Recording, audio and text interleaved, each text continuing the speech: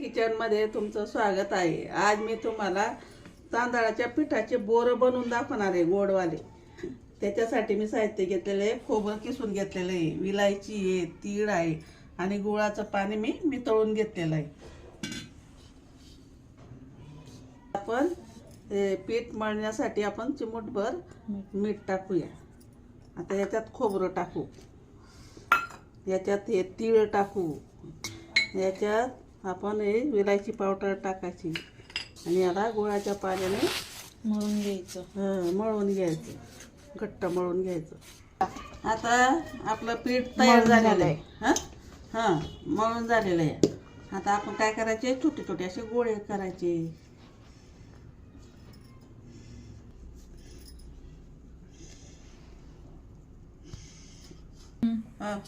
आता एवढे तयार झालेले आणि आपण तेल पण तापायला ठेवलेलं आहे।